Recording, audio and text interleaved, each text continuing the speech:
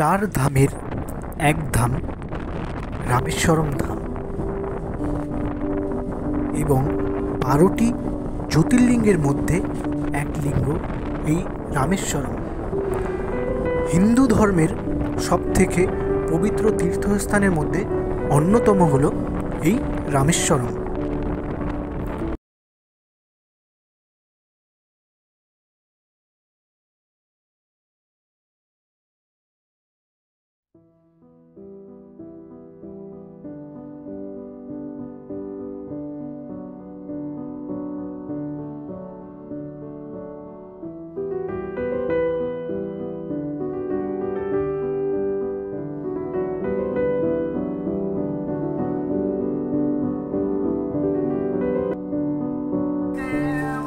বিশ্ব প্রসিদ্ধ এক তীর্থস্থান নামক জায়গাটির নাম হল রামেশ্বরম, যার ধার্মিক ও প্রাকৃতিক সৌন্দর্য যা ভাষায় প্রকাশ করা যায় না। এখানে দেখতে পাবেন বিবেকানন্দ রক মেমোরিয়াল এবং কন্যাকুমারী সি বিচ, ও দেখতে পাবেন পাম্বন বিচ, যেখানে ভারতবর্ষের সবথেকে ভয়ানক রেলওয়ে স্টেশন ও রেলপথ, যা 1964 সালে রামেশ্বরম নামক এক ঘূর্ণিঝড়ে এই শহরটিকে ধ্বংস করে দিয়েছিল। রেল চলাচল বন্ধ হয়ে গেছিল। এই বিবেকানন্দ রক মেমোরিয়াল যেতে আপনাদেরকে সকালবেলা বিবেকানন্দ রক বিচের সামনে গিয়ে লাইন দিয়ে দাঁড়াতে হবে টিকিট কাটার জন্য, এবং এখানে ভিআইপি পাস ও নন ভিআইপি পাসও আছে। ভিআইপি পাসের জন্য 500 টাকা আর নন ভিআইপি পাসের জন্য 200 টাকা। সেই টিকিট সংগ্রহ করে লাইন দিয়ে এগিয়ে যাবেন বিবেকানন্দ রক মেমোরিয়ালে যাওয়ার জন্য লঞ্চে করে। আমি আপনাদের সেই ভিডিওটিও দেখাবো। আর এখন দেখতে পাচ্ছেন এটা হলো মন্দির, যেটা ভারত মহাসাগর ও বঙ্গোপসাগরের দুটো একসাথে জুড়ে রেখেছে। আর এখন চললাম রামেশ্বরমের উদ্দেশ্যে। এই ট্রেনটি নিয়ে চলেছে আমাদের রামেশ্বরম। পাম্বন বিচের উপর দিয়ে যে রেল লাইনটি বয়ে গেছে, এই রেল লাইনটি খুব ভয়ানক রেল লাইন। সত্যি কথা বলতে কি বলুন তো, আমি কোনোদিন ভাবিনি যে আমি এরকম একটা জায়গায় ঘুরতে আসবো, এরকম একটা ট্রেনে চড়বো, এই রেল লাইন দিয়ে যাব। তবে সত্যি কথা বলতে এই রেল লাইন দিয়ে ট্রেনে করে যাওয়ার অভিজ্ঞতার সত্যিই অসাধারণ। দু সাইডে দেখুন কোনো কিছু নেই, ব্যারিকেড দেওয়া নেই, এমনি রেল লাইনের উপর দিয়ে ট্রেনটা যাচ্ছে। আর সাইড দিয়ে যেটা দেখতে পাচ্ছেন এটা হচ্ছে পাম্বন ব্রিজ। আর আমি চলেছি এই রেল লাইনের ওপর দিয়ে ট্রেনে করে। এখন যাব হচ্ছে রামেশ্বরম। তারপরে আমি রামেশ্বরমের ভিডিও আপনাদের সামনে তুলে ধরছি। এই ট্রেনটি আসছে রামানাথপুরম স্টেশন থেকে আর গিয়ে পৌঁছাবে হলো কাল সকাল আর্লি মর্নিংয়ে রামেশ্বরম স্টেশনে।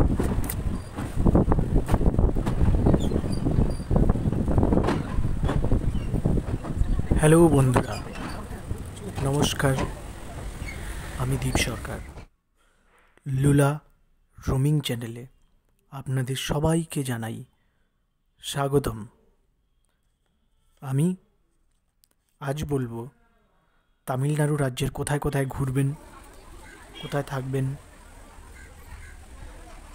কম খরচে কী করে ঘুরবেন, কোথায় মনের মতো খাবার পাবেন, সব রকম সন্ধান নিতে চলেছি আমি, দীপ সরকার।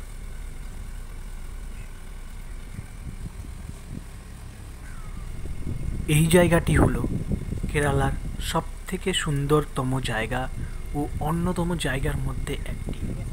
এটি আপনার কন্যাকুমারী ঘুরতে গেলে তার সাইট সিনের ভিতরে পড়বে। এই জায়গাটির নাম হলো ব্যাক ওয়াটার।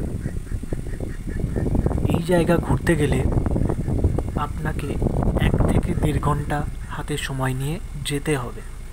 কারণ হচ্ছে এই যে যতগুলো আপনি বোট দেখছেন যাচ্ছে আসছে, এই বোটগুলো 1 ঘন্টা বা 40 মিনিট বা 1.5 ঘন্টা জন্য ভাড়া দেওয়া হয়।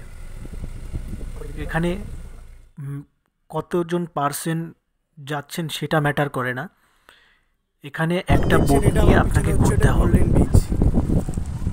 এই বোটে করে নিয়ে যাবে আপনাকে সাইট সিন করাতে করাতে, ব্যাক ওয়াটার দেখাতে দেখাতে, অনেকগুলো পয়েন্ট আছে সেগুলো দেখাতে দেখাতে নিয়ে যাবে আপনাকে একটা সমুদ্রের মাঝখানে বিচ। এই বিচটার নাম হলো গোল্ডেন বিচ, কেরালা। এটা আপনার কেরালার সাইট সিনের ভিতরেই পড়বে। আপনি চাইলে এটাকে অপশানেও রাখতেও পারেন, নাও রাখতে পারেন, বাট আমি বলবো এই সাইট সিনে গেলে আপনি সত্যি এনজয় করতে পারবেন ও অনেক কিছু দর্শন করতে পারবেন যা আপনাকে মুগ্ধ করে দেবে।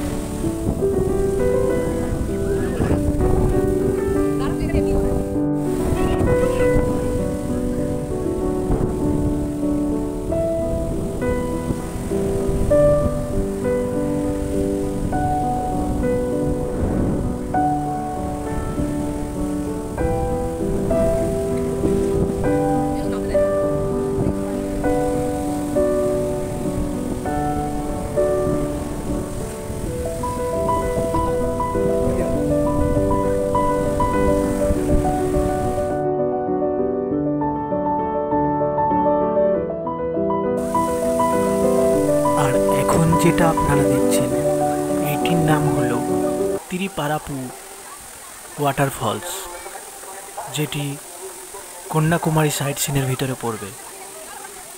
কন্যাকুমারী আপনি যদি ঘুরতে আসেন, অনেক অনেক সাইট সিন আছে যা খুব ভালো লাগবে এবং আপনি ঘুরে এনজয় করতে পারবেন। তারপর আপনারা যদি কেউ এখানে স্নান করতে চান তো করতে পারেন, অনেক অপশান আছে। ড্রেস চেঞ্জ করার জন্য ছেলেদের মেয়েদের দুটোই আলাদা আলাদা জায়গা করা আছে।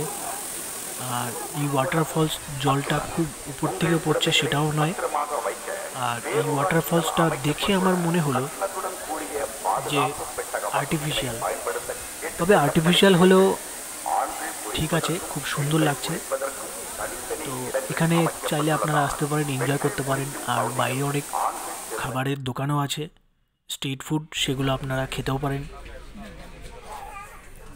আর আমরা রামেশ্বরম পৌঁছে যাওয়ার পর আমি তেজাস এক্সপ্রেসের কিছু ছবি আপনাদেরকে দেখালাম যে আমরা সিসি কেটেছিলাম। তো তেজাস এক্সপ্রেস ট্রেনটা সত্যি খুব ভালো ট্রেন, তো তার জন্যই আপনাদের সামনে একটু তুলে ধরলাম ট্রেনটাকে।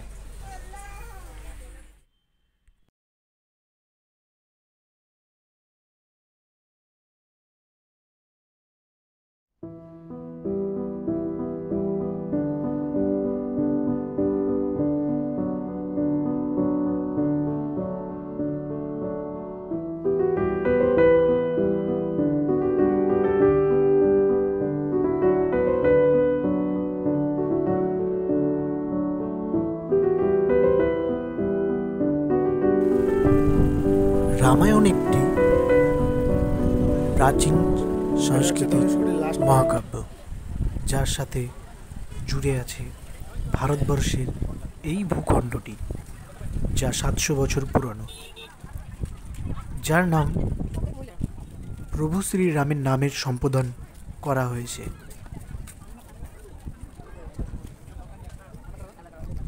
রামেশ্বরম হলো এমনই একটি জায়গা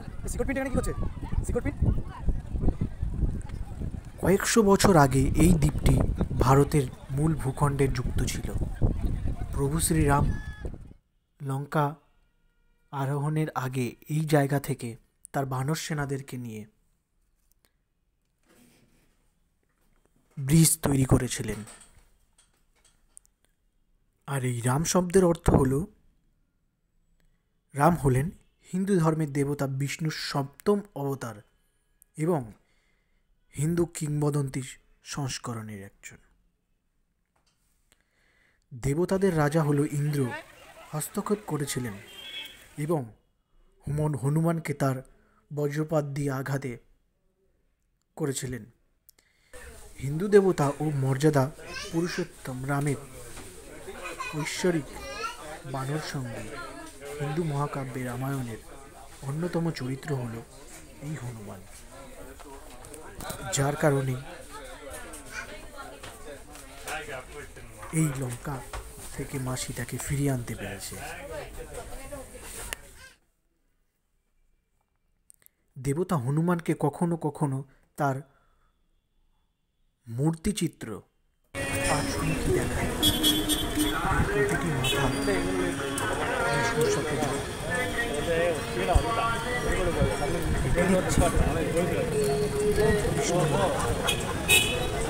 যেটা রামেশ্বরমে অবস্থিত।